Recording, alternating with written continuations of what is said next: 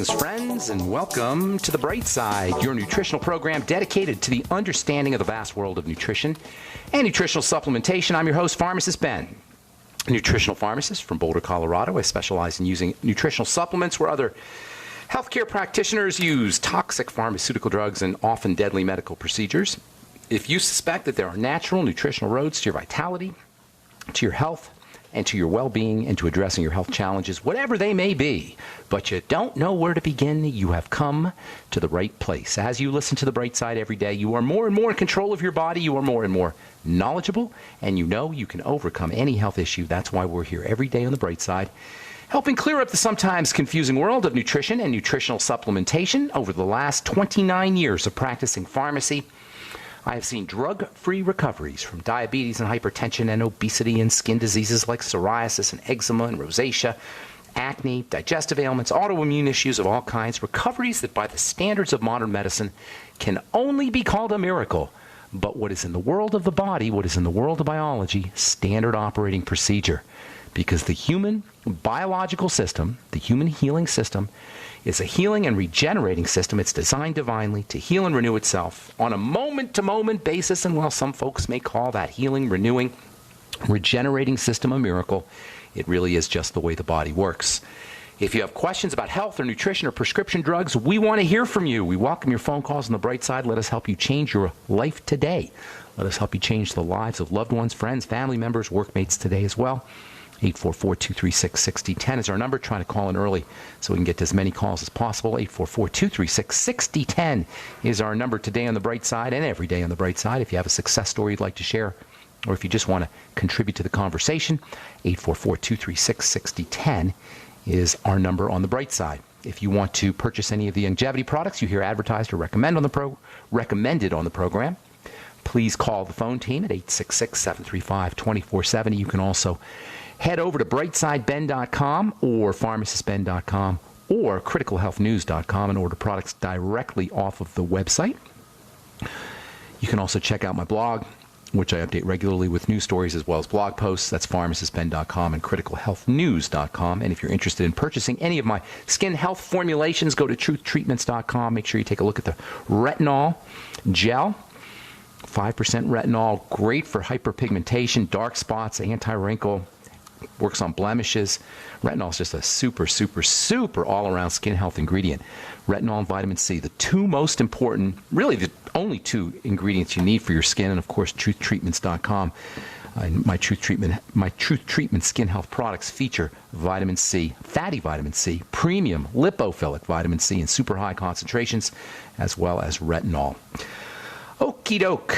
We're talking toxins, especially fatty ones in the lymph and cholesterol, and all as it has to do with lipofuscin, lipofuscin, dark fat. And that's the stuff that looks like brown geographical maps in the skin as opposed to hyperpigmentation, dark spots that are just pigment. We're going to talk about that here probably the next couple of days. We'll talk about how you get rid of pigment, but still want to talk about lipofuscin, this dark stuff that accumulates on the skin that sometimes people confuse with pigment. If you've tried to use a skin lightener or tried to scrub your dark spot away and nothing happened except you got irritated, chances are you're dealing with lipofuscin as opposed to pigment or melanin. Toxins theoretically get drained out of the lymph when the lymph gets clogged up. The lymph is like a circulatory system for poisons as well as for fats and fatty vitamins. When that system gets clogged up, and it often gets clogged up, it's a clogging lymph. Clogged lymph is associated with almost every single health issue you can name, including elevated cholesterol, by the way. Yesterday or last week, yet another cholesterol-lowering drug was approved by the FDA. This was the first non-statin cholesterol-lowering drug to come out in a long time. Actually, the first non-statin drug to come out maybe in 20 years, 25 years. I don't remember the last non-statin cholesterol-lowering drug that came out. This is a whole new strategy for lowering cholesterol, and you're going to start to see more and more of these kinds of drugs coming out. If you've seen commercials for Humira and Remicade and Eliquis, these are all called biologics. And this is a whole new way of doing business for the drug companies, and it is a serious, serious windfall for these companies. These are drugs, super high-tech drugs that mimic the immune system. The immune system, the body's defense system, works by shooting shooting or killing enemies, if you will, shooting or killing bacteria, shooting or killing viruses, shooting or killing toxins that enter into the blood. That's how the immune system works. It has sort of like chemical warfare. It's really kind of cool when you think about it. These little chemicals called antibodies, which basically are missiles, are produced to target different enemies. Well, drug companies figured, well, if the immune system is used to targeting and killing enemies, maybe we can use the same kind of strategies to target and kill things we don't want in the body, things that cause symptoms, things that cause problems. So they figured out how to get these antibodies to target inflammatory factors and pain-causing factors, and thus was born Humira-type drugs. Humira works by targeting inflammatory factors using immune system type technology, antibodies that are cloned and produced in a laboratory that instead of targeting the enemy will now target inflammatory factors, as if the inflammatory factors are the bad guys. This is the stupidity of the medical model. The inflammatory factors, the things that cause inflammation, the chemicals that cause inflammation, are there to protect us. And yes, they cause pain, but they cause pain to let us know there's a problem. So the drug companies and the medical model, what they do is they produce antibodies in a laboratory to kill the inflammatory factors. And then they advertise them on TV and they sell them for thousands and thousands of dollars a year. That's how much it costs. Thousands of dollars a year, $1,000, $2,000 a month to get your Humira and your Eliquis, these antibody imitating drugs. They call them monoclonal antibodies. They're cloned antibodies, and they target inflammatory factors. Well, it was only a matter of time before they started using the same strategy for cholesterol lowering, and thus was born the new drug Praluent, which targets cholesterol machinery on a cells, uses antibodies to kill cholesterol machinery, to kill receptors on the cell. And the logic being, well, if we kill things, it's not exactly the receptor, but if we kill things on the cell, then maybe we can control how much cholesterol is in the blood. That's what Praluent is, and it costs about $14,000 a year to get on this stuff, and it is the dumbest, I don't want to say the dumbest because there's many, many dumb drugs, but this is one of the top, it's got to be on the top 10 list of stupid medical strategies. There's a lot of stupid medical strategies, but to actually suppress or to kill...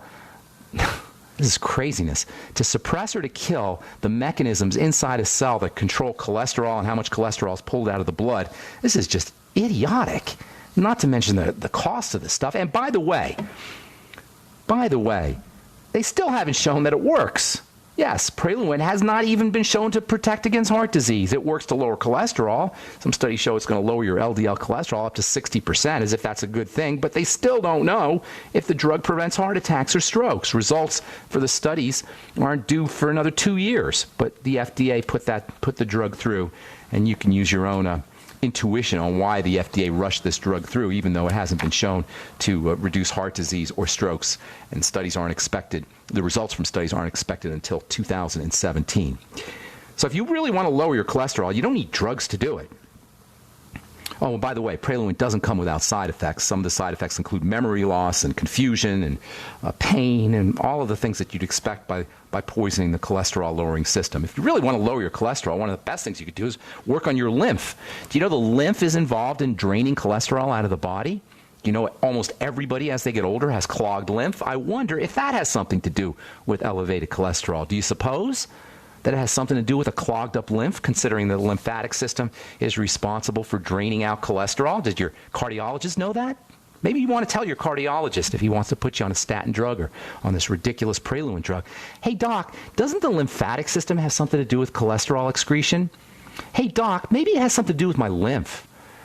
Maybe that's why exercise, by the way, works for lowering cholesterol. Maybe, and we know exercise improves lymphatic circulation. Maybe exercise, by improving lymphatic circulation, has its pro or anti-cholesterol benefits by helping drain cholesterol out of your body, by helping support the circulatory system, the lymphatic circulatory system.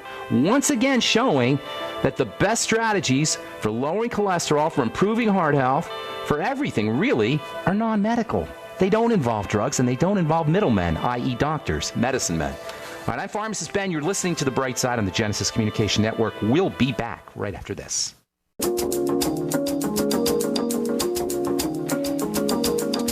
Okay, we are back on The Bright Side. I'm Pharmacist Ben. Got lines open for you at 844-236-6010, 844-236-6010. If you have questions about the longevity products or health challenges you or a loved one may be dealing with, let us help you out. If you want to get off your meds or help a loved one get off their meds and get on a good nutritional supplement program, we can help you with that too. If you have skincare questions or questions about ingredients or formulations, the longevity products, or if you just want to contribute to the conversation, or if you have a success story, 844-236-6010 is our number. If you want to purchase any of the longevity products you hear advertised on the program, call the Brightside Ben phone team at 866-735-2470. All right, so lowering cholesterol. I don't know how we got to lowering cholesterol. We digress a lot on this program. We are going to talk lipofusion and melanin and skin health, but I read this thing about Praluent. I actually put a blog post on pharmacistben.com and criticalhealthnews.com about it, and it's just so egregious, man. What are first of all, what are cardiologists thinking? What are the drug companies thinking? How can people do this to other human beings? If you want to lower your cholesterol, if you want to protect your heart, it's not a drug issue. Nothing is a drug issue when it comes to chronic degenerative disease, really. And I'm saying this as a pharmacist. If you need a drug, a pain pill or an antibiotic, something short-term, that's one thing. But to be on a long-term drug, a prescription for long-term, it's just not right. It's not right for people we trust, medical professionals, to do this. As far as Praluent goes, this new monoclonal antibody, so-called biologics, it's going to cost you $14,000 or more a year. It hasn't been proven to work. Please don't. Do your research before you go on this thing. Side effects, though, those are for sure. You're definitely going to have toxicity when you use Praluent. And for a drug that's not going to work, to have to submit to the cost and the side effects, it's just bad business and bad medicine for sure. The fastest way to lower your cholesterol, first of all, we talked about moving your lymph. That's always a good thing. Exercise, getting on a rebounder. You don't have to do a lot of exercise, just a little bit. Just moving your body around can move the lymph and can help improve the excretion of cholesterol. Bile is extremely important, by the way, for the excretion of cholesterol. We know bile's made in the liver. If you have a liver problem, that's going to cause a cholesterol issue. If you have a gallbladder removed, that's going to cause a cholesterol issue. And if you're eating a lot of sugar, sugar is a major, major, major reason why cholesterol levels go up. Sugar is actually a growth hormone. Did you know that? Glucose is actually a growth hormone. This is from journal Cell Metabolism. Glucose as a mitogenic hormone. That basically means glucose causes cells to divide, causes cells to grow. And cells need cholesterol when they're dividing and growing. Hence, glucose will make your cholesterol go up. When was the last time your cardiologist told you that? Lower your blood sugar. The fastest way to lower your cholesterol is reduce your intake of sugar and refined flour.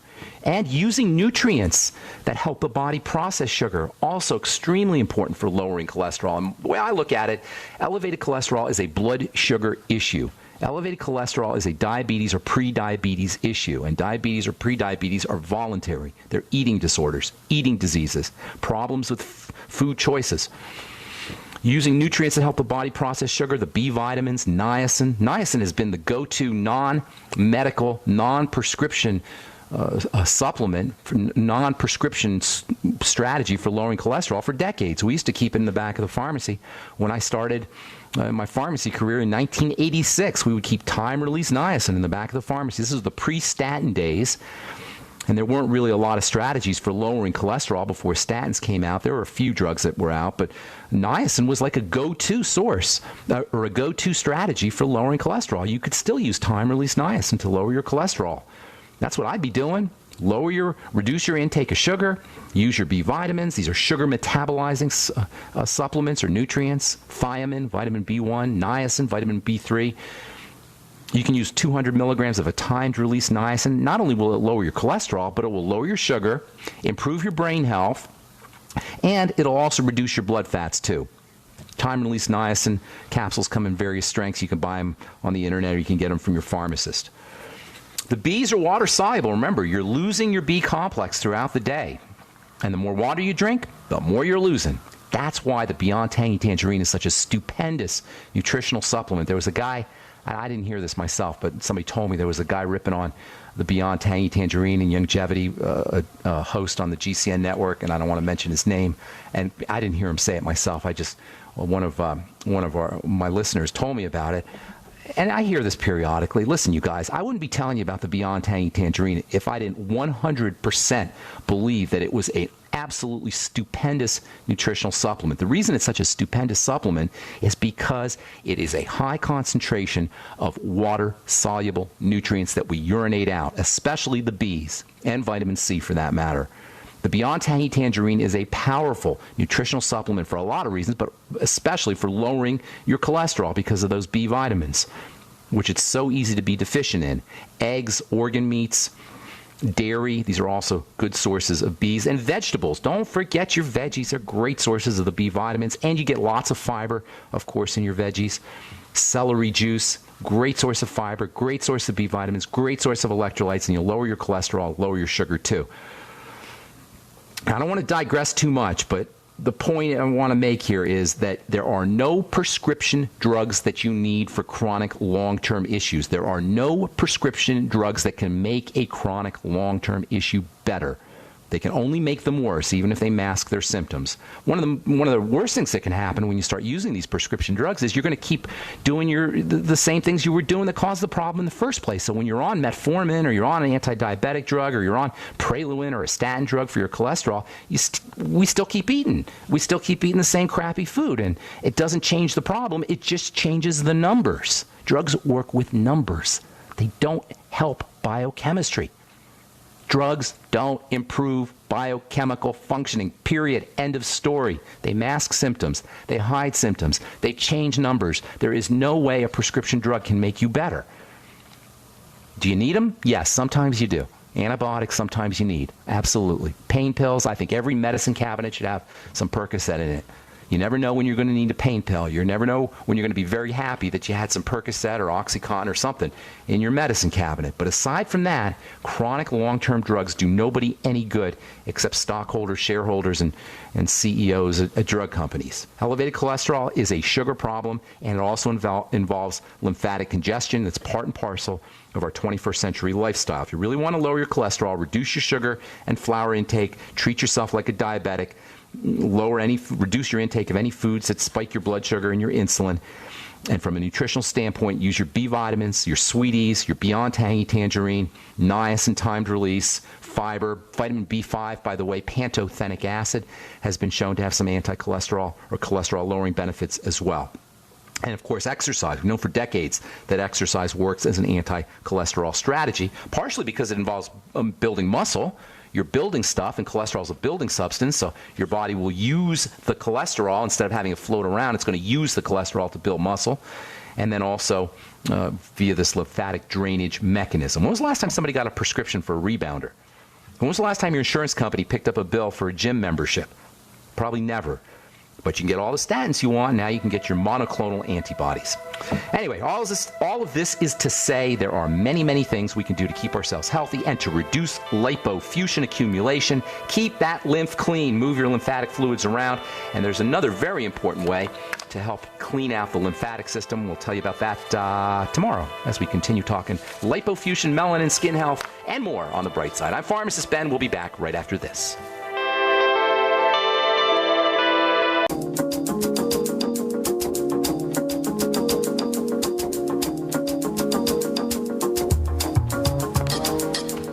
Back on The Bright Side. If you're in the Minnesota area, I'll be doing a couple of talks next week in Minneapolis and St. Paul. I'll get you the details here.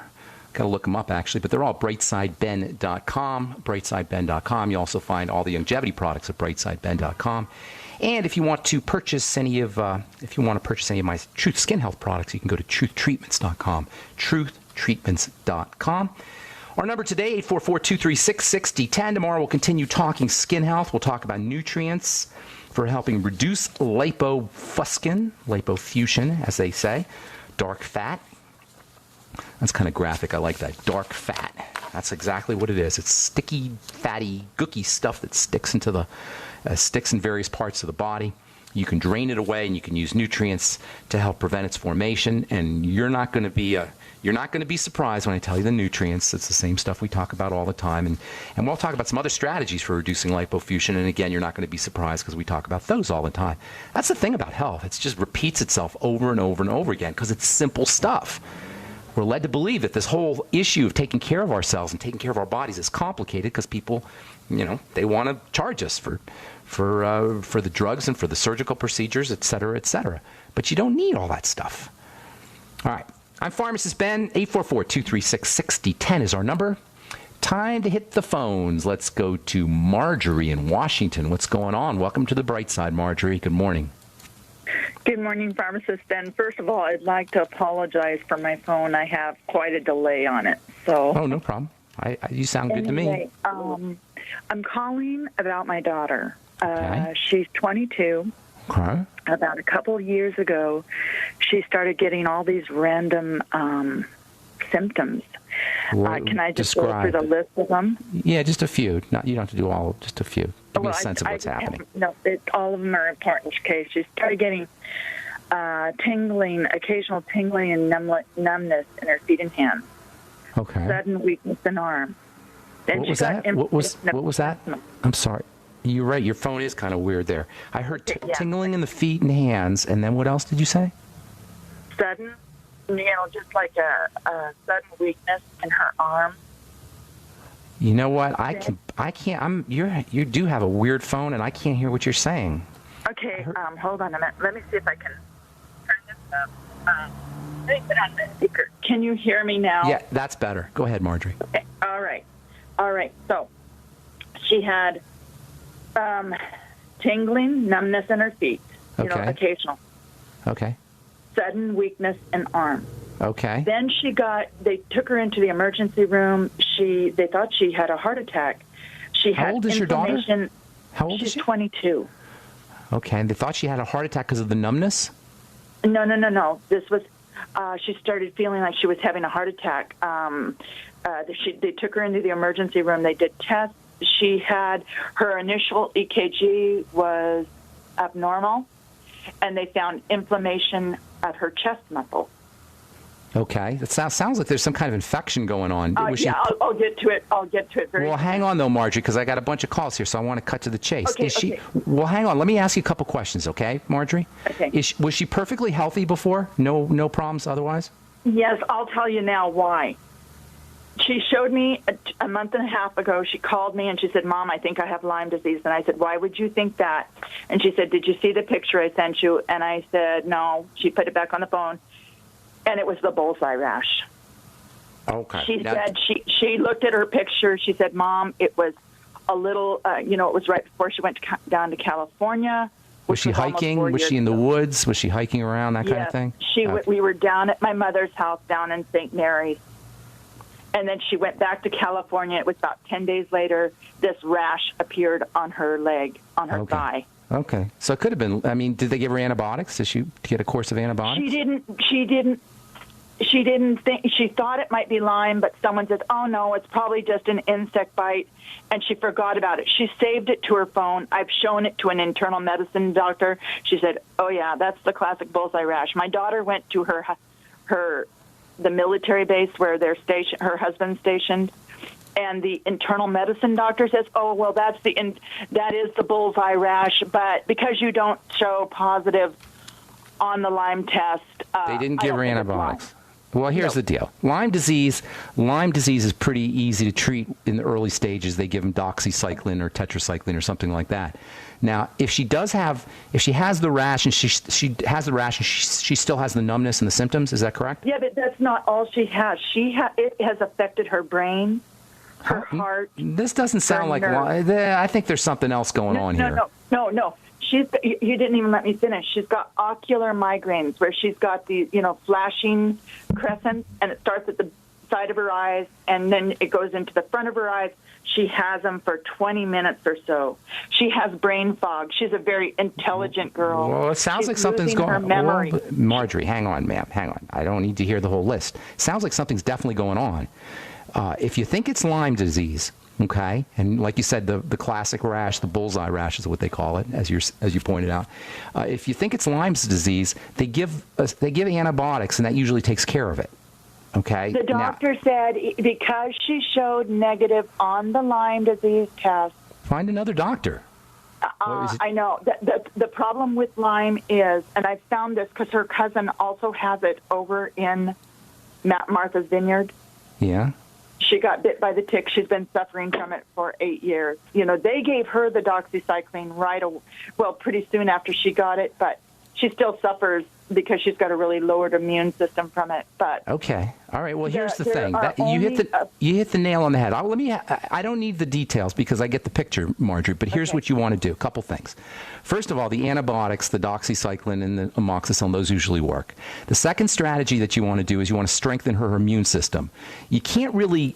Aside from the antibiotics, you're not going to be able to get into the body and get rid of the Lyme. But what you can do is you can strengthen the body, and the body will get rid of the Lyme. Yeah, that's what I want to do. That's the way to go. Now, so what you want to do for that is you want to start to any load on the body, anything that burdens the body has to be removed so the body can marshal or harness all of its resources for taking care of the problem. So if she has problem foods, if she's foods that cause issues, those need to be eliminated. Most of the immune system is in the digestive system. So once you start working with the digestive system, and it's in your interest, you said she's perfectly healthy, but it's in your interest to find places where you can work. If she has any kind of food problems, eliminate those foods.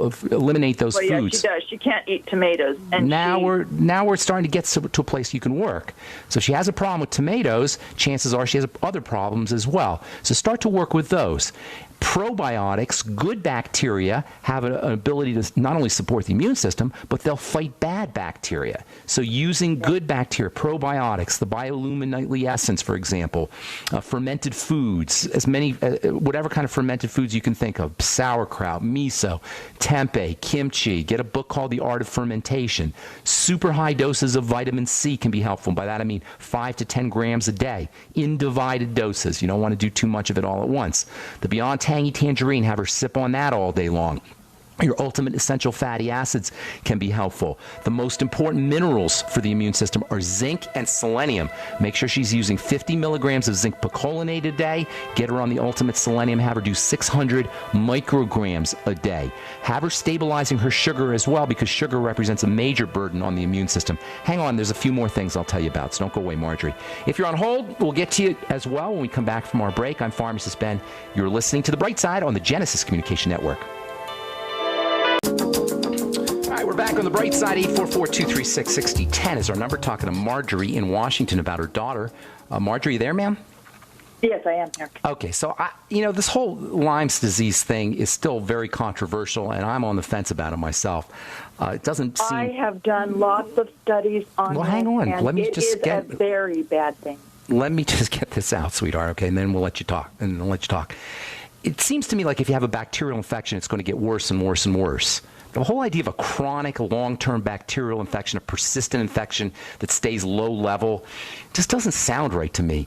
A bacterial infection, bacteria should persist. They should grow. If you have the bacteria in there, they get worse. The bacteria grow and they proliferate, and you get more and more bacteria, and then you get sicker and sicker and sicker. You get worse and worse and worse. To have this low-level kind of thing where it just stays over the course of, you mentioned 7 years. Okay, no.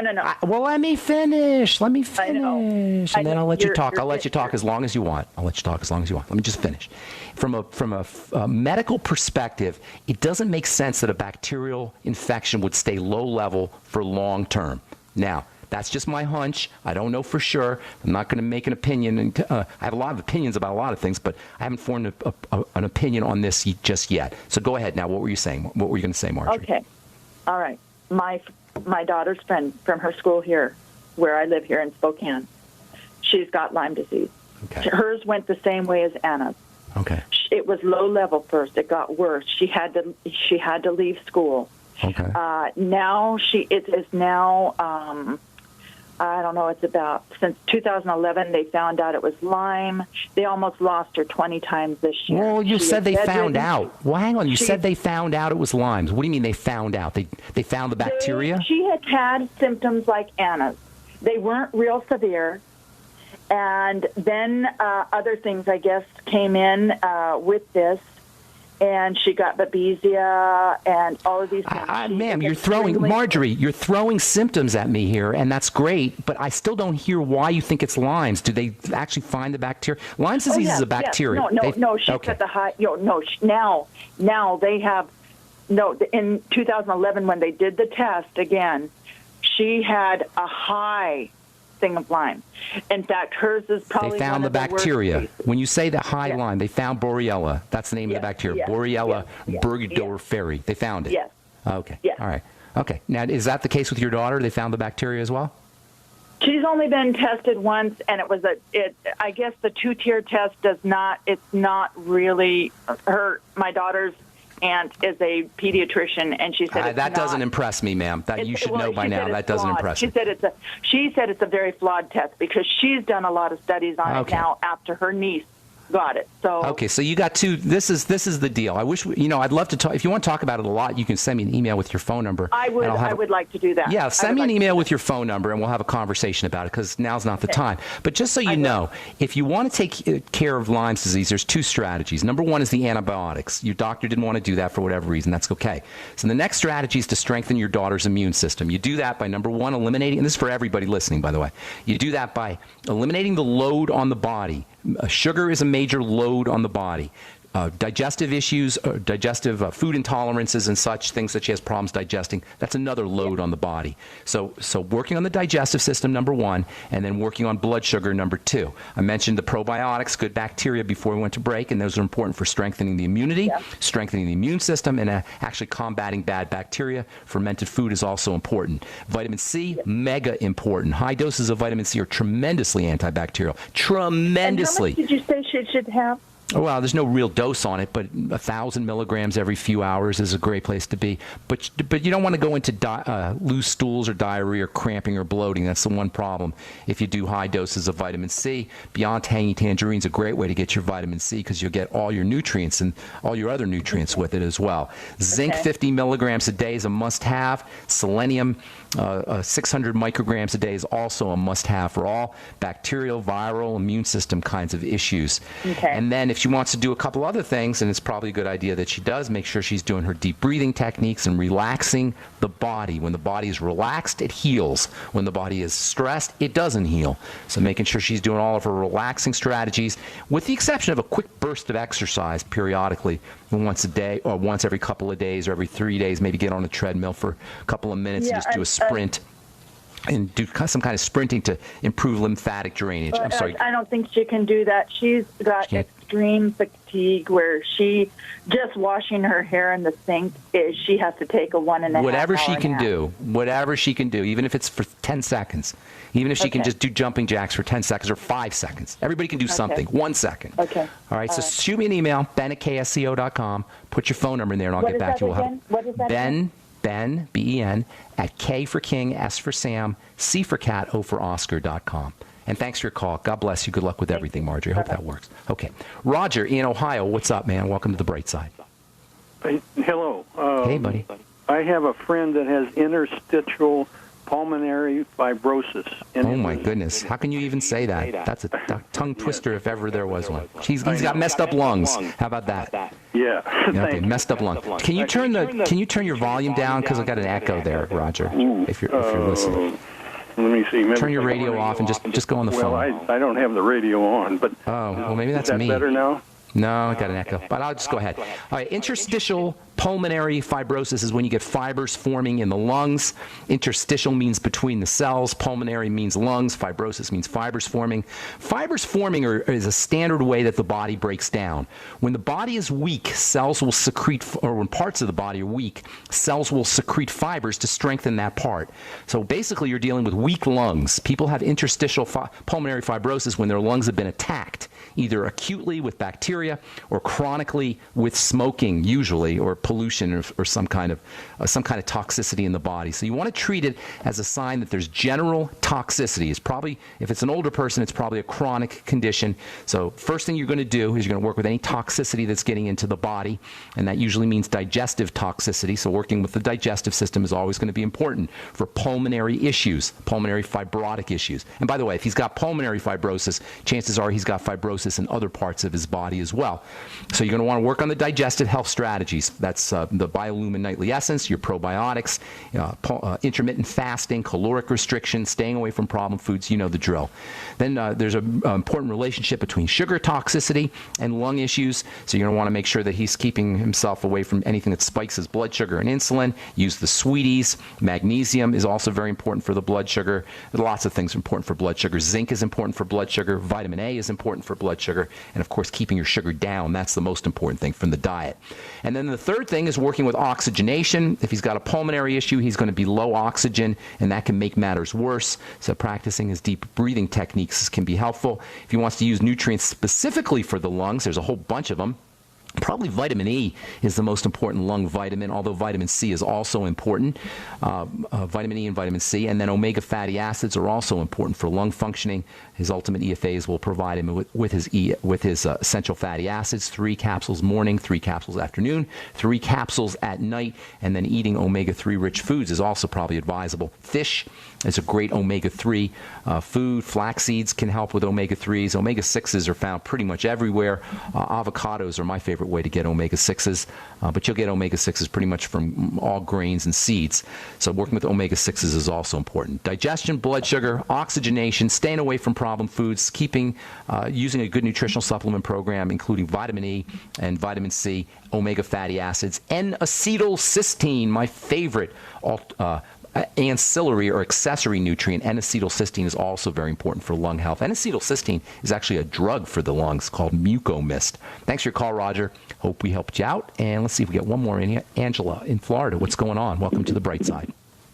Hi, Pharmacist Ben. Can you hear me okay? Yes, ma'am. What's going on? Question around adrenal fatigue. Okay. So I'm calling just because it's just been taking a toll on me, and I notice it by the sleep pattern and the oily skin. My question is around the caffeine. I realize I used to get through the day by coffee with my 8 to 5, but I hear the caffeine is horrible just for the body, especially the adrenal glands. So I'm trying to figure out a solution. Horrible is a heavy word. Horrible is a heavy word. Caffeine's not great, but it's not. I'd say there's lots worse things than caffeine, depending on the amount that you're doing. The quickest way to handle adrenal fatigue is salt water. Get some Celtic sea salt, put a little bit in water, and drink it. The adrenal glands handle your minerals. You can use the cherry mints also, or the Beyond Tangy Tangerine. That will also get you minerals. The adrenal glands contain large amounts of zinc and large amounts of vitamin C. Those are 2 very important nutrients for adrenal health. 50 milligrams of zinc picolinate, and then lots of vitamin C. Vitamin C is just good for everything. Your Beyond Tangy Tangerine will get you some of that. The B vitamins are also important for the adrenals, especially B12. Get some B12 injections. I love my B12 injections. B12, any naturopath or doctor can do that for you. And then deep breathing techniques, slow deep breathing, and relaxing the body, lightening up. There's so many more things to do, Angela. If you can call back tomorrow, I'll give you some more ideas. Thanks for your call. Appreciate it. I'm Pharmacist Ben. Thanks for listening, friends. Have yourselves a wonderful, awesome, spectacular day. We'll talk to y'all later. Bye for now.